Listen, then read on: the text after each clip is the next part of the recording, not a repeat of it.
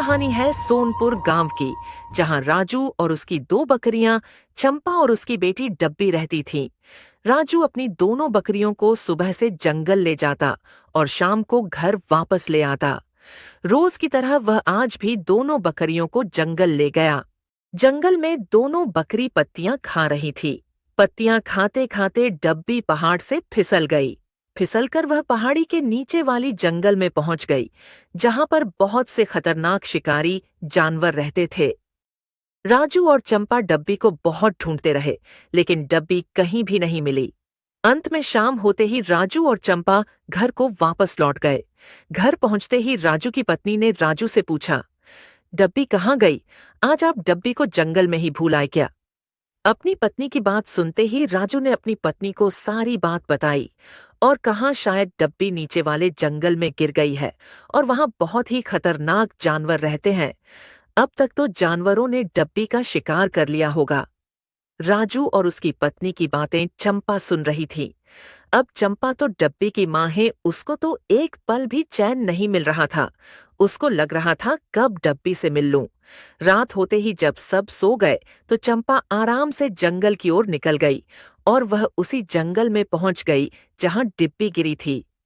डिब्बी एक नदी के पास पहुंची।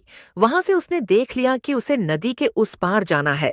उसी रास्ते से वह अपने घर चली जाएगी। नदी के पास गई तो उसको नदी में एक मगरमच्छ दिखा।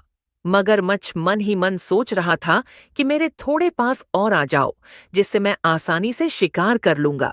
लेकिन इतना तो डिब्बी भी जानती थी कि मैं अगर नदी के पास जाऊंगी तो मगरमच्छ मेरा शिकार कर लेगा, क्योंकि चंपा ने डिब्बी को एक बार बहुत समझाया था कि बेटा, कभी भी नदी के पास पानी पीने के लिए नहीं जाना। उसमें बहुत बड़े बड़े मगरमच्छ रहते हैं, वह तुम्हारा शिकार कर लेंगे। इतने में मगरमच्छ बोला, बेटा, लगता है तुम रास्ता भूल गई हो। तो डिब्बी बोली, हाँ अंकल जी, मैं रास्ता भूल गई हूँ। रास्ता तो याद आ गया है।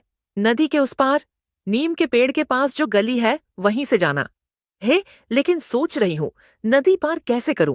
इतना सुनते ही मगरमच्छ बोला, बेटा कैसी बातें कर रहे हो? मैं किस लिए हूं?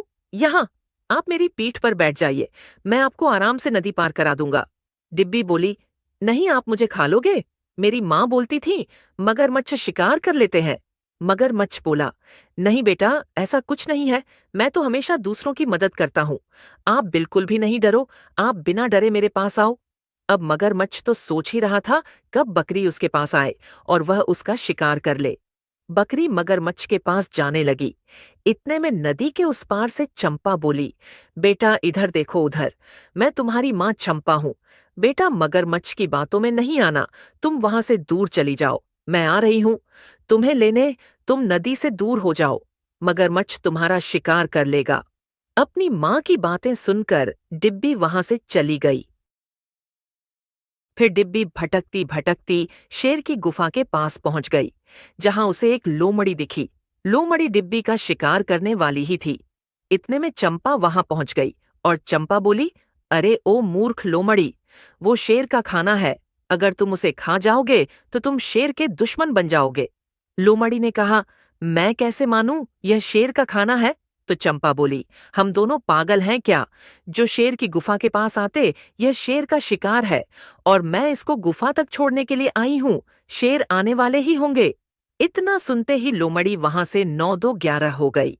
फिर चंपा डिब्बी के पास गई और बोली, बेटा तुम फिक्र नहीं करो, मैं आ गई हूँ, तुम्हें कुछ भी नहीं होगा। फिर दोनों माँ बेटी वहां से आगे बढ़ गई। थोड़ी दूर चलते ही शेर मिल गया। शेर बोला, रे बा, आज तो मजा ही आ गया। मैं तो शिकार की तलाश में ही फिर रहा था। बहुत दिन हो गए, किसी बकरी का शिकार नहीं किया। आज बहुत दिनों बाद मजा आएगा।